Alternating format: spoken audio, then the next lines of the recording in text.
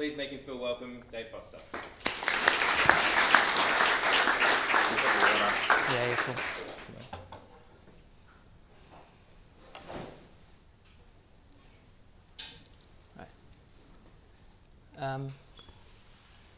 Hi everyone. Thanks for having me here today. I find these talks quite difficult to do, not just because I need to get up here and talk in front of you all, which is quite a thing, but also because the only two things I really feel qualified to talk about are my own experiences and my own work. And the only way I can talk about these two things with any kind of clarity is really to go through a lot of self-reflection and examination, and that's terrifying, honestly. But on the other hand, it's quite liberating, and I also believe it's quite important. So thank you for all showing up and giving me the opportunity to confront myself. My favorite movie in the world is Jiro Dreams of Sushi. I don't know if any of you watched it, but I highly recommend watching it. It's basically about a guy called Jiro who is a master sushi chef. That's really hard to say. And it's about his work and life. And at one point in the movie, he's quoted as saying, "Once you decide on your occupation, you must immerse yourself in your work. You have to fall in love with your work. Never complain about your job. You must dedicate your life to mastering your skill." And I really like his approach to work and love, because what it makes very clear from the very beginning is that love is not easy, and that love is a struggle, and it requires kind of conscious ongoing effort to love something. And that's what I'm really going to talk about today. So I fell in love with type at a fairly young age. I left school when I was 16 and I went to study design at college. And I loved type. I just loved everything about it. I loved looking at it. I loved typesetting it. I loved examining it. I loved its history. And I loved the infinite possibilities that it provided in terms of giving form to language. I had no proof of my love, though, and I really wanted to tell the world about it. And so I thought, like, I needed something, like some proof of my love of this thing. So I started drawing. I began working as a graphic designer, and I did that for 5 or 6 years until I eventually found out about a place called Type and Media in the Netherlands, which is a 1-year master's degree program in type design. And so I moved to The Hague and I met these 12 people who were my classmates, and there were 12 other nerds about as crazy as type as I was. And the whole thing was amazing. It's like the best thing I've ever done in my life, probably, moving to a different country to focus on something I loved. And after that, I was lucky enough to get a job straight out of that course with one of my lecturers, Eric van Blokland. And I spent 6 months working with him before I had to come back to Sydney because of my visa running out. And when I came back to Australia, I started to work in the type design industry. I started to develop relationships with house industries, working on some typefaces for a website called Photo Lettering. And I started working together with Commercial Type in New York on a typeface called Marsans. I also started working with Chris Salisbury from Climtype in New Zealand on helping him with some custom projects. So I drew some new weights of some of his existing typefaces for the Bank of New Zealand. I also drew a customization of metric for the Inter Milan Football Club. And I'd been doing that for a while, and I also took up a job with Mark Gowing 3 days a week, mostly doing movie posters and books and things like that. And so I was leading this double life of graphic designer and type designer. And it was a great opportunity to apply my lettering in a context that I had control over. Normally, the work you do when you're lettering is generally handed over to someone else to, I guess, handle. And So working with Mark was an amazing thing, and I wish I had all the time in the world to keep doing that, but I was working 3 days a week, and at the night time I would work on my type design and lettering on the extra 2 days I had on the weekends. And so I was really working 7 days a week for a long time. I did it for about a year before I said this is kind of, I can't keep this up anymore, and I went back to just doing type. So at that point it had been roughly a decade since I started working in the industry. And I noticed that at some point something started to change in me slowly, and work started to become harder to do. And I managed to keep shrugging it off for a while because it wasn't something that just hit me all at once. It was a slow build up to this point. And so it just got to a point where I couldn't ignore it anymore. Like I'd open my files up and I would want to do work, but I didn't have any drive or energy to do that, which for me was really strange because my entire career had been based off like a strong urge, like a strong passion to do this thing. And I kind of came to the realization that maybe I was a bit burnt out. Now, I haven't heard many talks about this. I think it's a little bit taboo almost. I think it's all the more reason to talk about it. And I just want to make it really clear that I do understand that having a job that you should enjoy is quite a modern idea. Like, I don't think it's always been like that. Work is work, and many people have gone before us without enjoying their work. So it feels a little bit strange to get up here and talk about like how I wasn't enjoying my work, because I started feeling guilty. I thought like my feelings didn't line up with what I knew. I knew my job was good. I knew I'd worked really hard to get to that point, that I was doing it. So part of me was just saying kind of toughen up, like just get back to work. But unfortunately, I personally just don't work that way. I always feel a really strong need to do the best I possibly can in any given situation to do with work, and I can't do that unless I feel motivated. So while I don't like to define myself by a job, my job, I can't deny that I have like a strong connection with my job title. The question always comes up, what do you do? And I love answering that question. But no matter how much degree of separation I like to keep between them, when my professional self became a bit wobbly and unstable, I think personally I also became a little bit burnt out, like in myself, not just in my professional self. So at this point this is I just realized it's Friday morning, it's really happy time. I'm like, fuck. Sorry, I don't mean it to be this. There's a positive bit later, don't worry. Enjoy your coffees. So basically at this point I was feeling pretty tired. I was feeling indifferent, a bit anxious, a bit worried, and probably a little bit depressed. And I don't think being surrounded by stories in social media, like people shouting, you can do it, like, I love what I do, you should do what you do for the love that you have. And it's like, I was like, oh, just shut up. Like, I never got the sense that I was in the wrong job. I was just really worried that the job that I'd fallen in love with and spent so long learning was something that I'd have to kind of abandon if I couldn't re-establish my passion for it. Like, technology changes so quickly now that I think everyone in this room probably has something hanging over them provided by technology that threatens their job. And I was like, I've got enough to worry about. I really don't need this. But it happened. So I was like, well, why did it happen?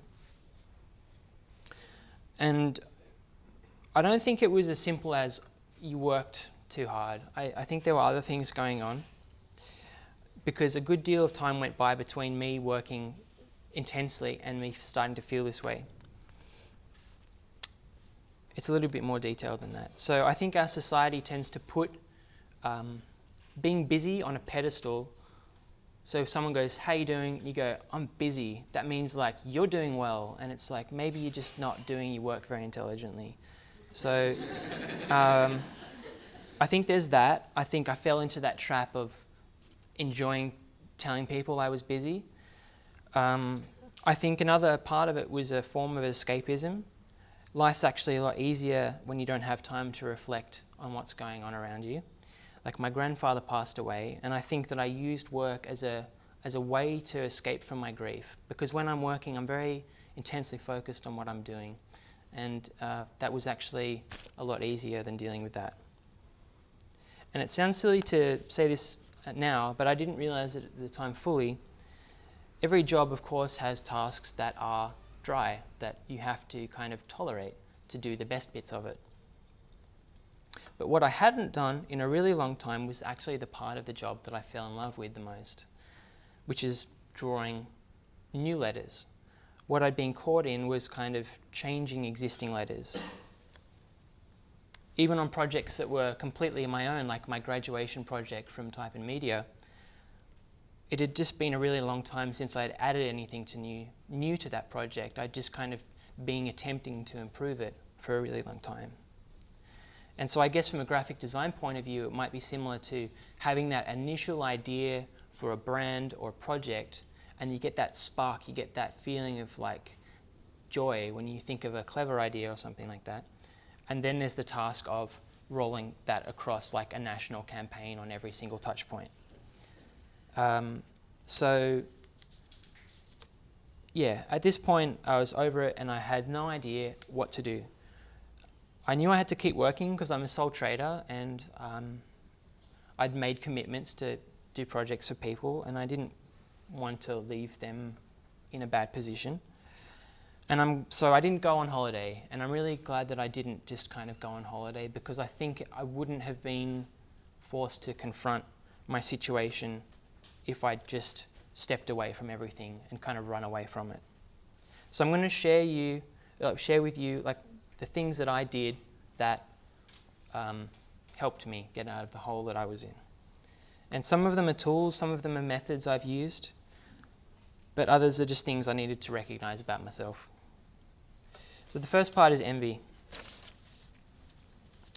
I think it tends to be perceived as a bad or a shameful thing to envy people. But I think it actually serves a really useful function, and I allowed myself to envy people. When I admire someone, it's really everything about that person that I envy. It's usually only a very few parts of that person. And understanding those few parts it takes a bit of consideration and thinking about before you can get to the bottom of that. But it helped me pull together these strands of things that I wanted in life, or wanted my life to have, and what that did was provide me with a destination that I was heading towards. Selecting new work carefully was something I also did. I was probably saying yes to too many things, and I switched my approach, and I made sure that I always had a really, really clear idea of why exactly it was that I was taking on new work. For example, I knew I could make a really tidy sum of money in a short period of time because of the project situation, or I was working with people I really liked, or people maybe who I didn't like who I could at least work smoothly with, or whatever it was. It was like I knew that there was a benefit for me, and it limited the stress adding up on me any further. Inevitably that meant earning less money, and it's scary to see your savings go down as you don't work as much. You're like eating into the money you've saved. And that's scary, but I tried to perceive that as like an investment in myself. It's like a fee that I'm paying so that I don't go batshit crazy. And now the benefit of that whole thing is that I know how to say no a lot better. The third part was reconciling some fears I had. I was really worried that my love wouldn't come back, and that the work would dry up if I stopped taking it on at the rate I was. It's counterintuitive to think this, but I tried to think of the worst case scenario. Like, what's the worst case scenario? Really, it's probably that I just kind of have to go back to graphic design, and it wasn't really that bad, and it just calmed me down a lot. Admitting to myself that I was willing to walk away from it if I had to, and I mean, I knew I took the job for the right reasons, genuine reasons, but I really just had to cross my fingers and try not to pay attention to my fears, because I thought there's nothing that's going to kill my ability to rekindle my love if I'm scared. So the fourth part is motivation, and examining, being really honest about what I thought motivated me. The work I'd been doing leading up to this was largely about learning from really intelligent people about how to do my job well and earning money while I did it. And after I had a certain amount of money, because I was working 2 jobs, and the learning plateau leveling off a little bit, I was left with not much motivation for doing most of the work I was doing, which was quite kind of dry production work.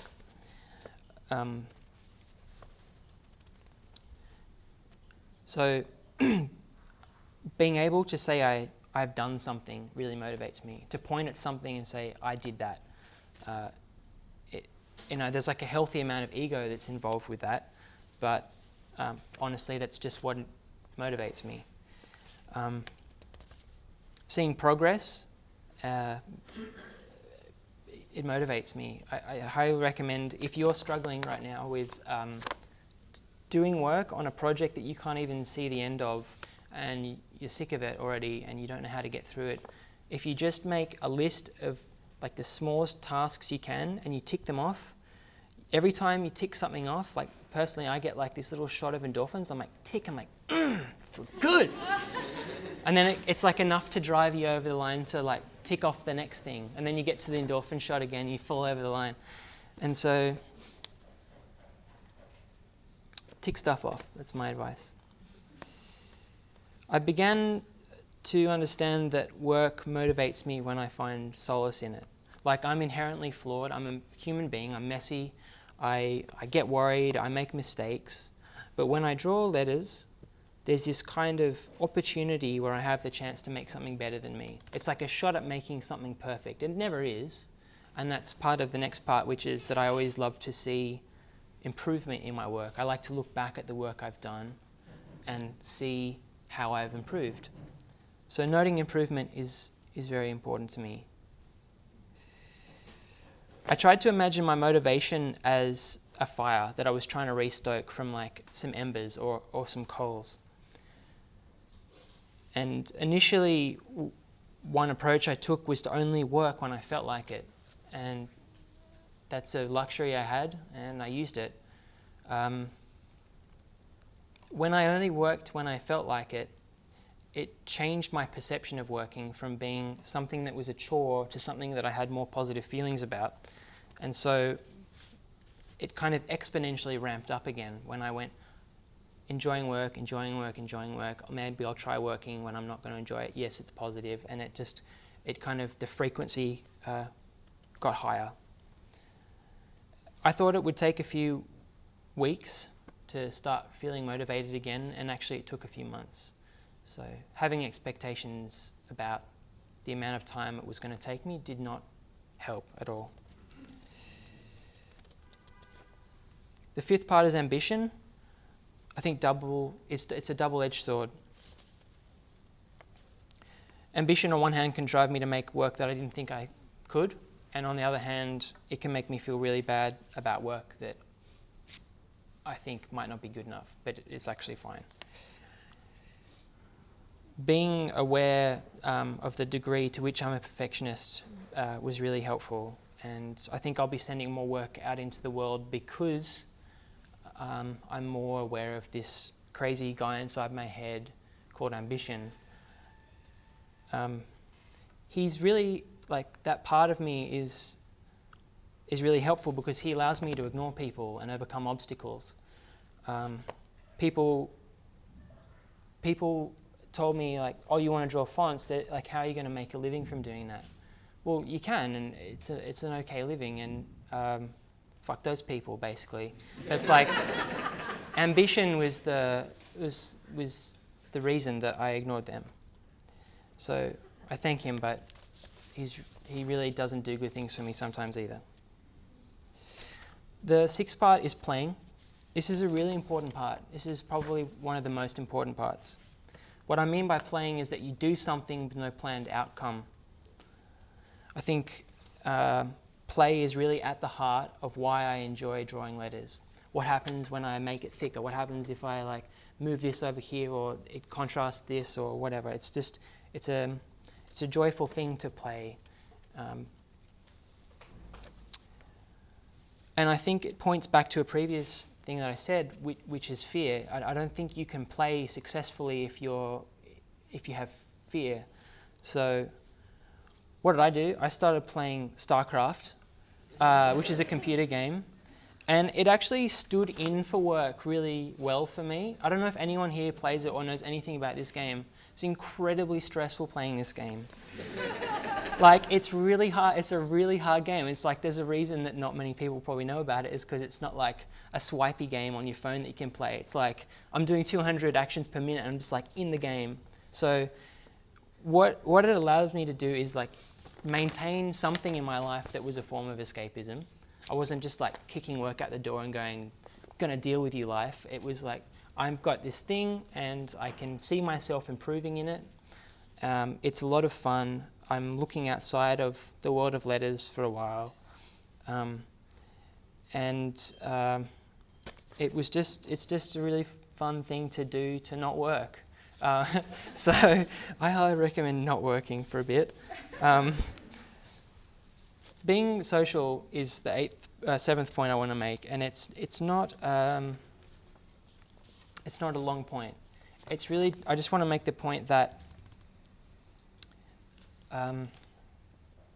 if someone asked me how I was doing, I didn't say fine. I said I'm over it and I don't know what to do and I'm feeling a bit shit. And so what that does is I think it loosens everything up. Like I'm not hiding how I feel. So people react really nicely to you when you say stuff like that. People offer you help. People offer you ideas on how to get better, and they check in on you. I also, on this part of social, on the flip side of it, I decided that social media was not helping me at all. So I just dropped that off. Like I didn't maintain that at all. So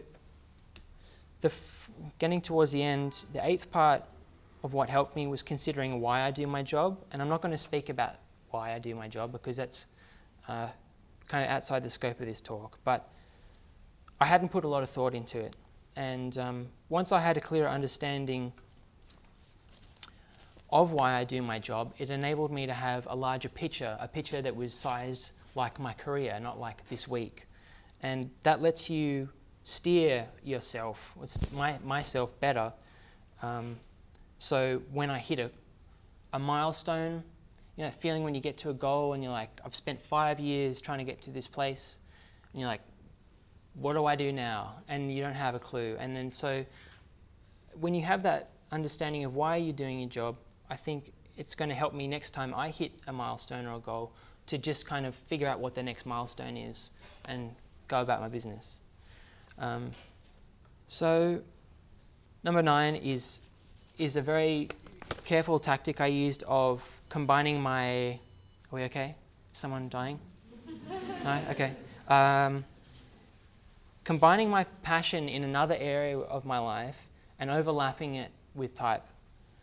So this project is something I did when I really love cycling. I know that. It's called Tour de France, and for every day of the Tour de France this year, I took the name of the stage name and I drew it in a new font. Now, this did a set of a few really good things. One, it got me back working every day, but it also focused me on the one thing I wanted to do, which was drawing letters. and totally ignored the whole part of type design, which is horrible, which is like, now draw every single letter of every single alphabet and every single weight and do italics too.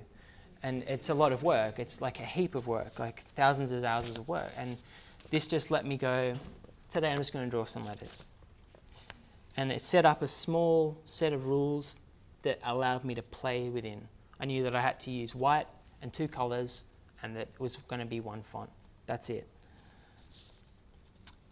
Another thing it did was it forced me to start, finish, and publish something regardless of how good I thought it was, which countered my perfectionism and put it back in check a little bit. And the last thing it did was it really gave me more confidence that maybe the few things that I was known for weren't the only things I could do, and that I had possibilities in front of me of things I could do if I wanted to do them. And so that was like a really liberating project. And so the tactic of finding something else you enjoy and overlapping it is really strong. Now the final thing is really just sitting and thinking. This doesn't seem like much, and it won't seem like much to you, and it will definitely not seem like much to other people. You'll kind of be sitting there and be like, what are you doing? And you'll be like, I'm thinking. But it's kind of like meditation. If you know how to do that, that's probably good too, but I didn't. And I wouldn't have figured out any of this if I hadn't just kind of sat down, turned my computer off, put my phone down, gone outside for a bit, and just sat down and thought about stuff. So I guess that this whole experience has really taught me that loving something is really hard, that it's an ongoing process. And even if you have like an initial infatuation with something, and you do it for the right reasons, that may or may not be enough to keep you motivated.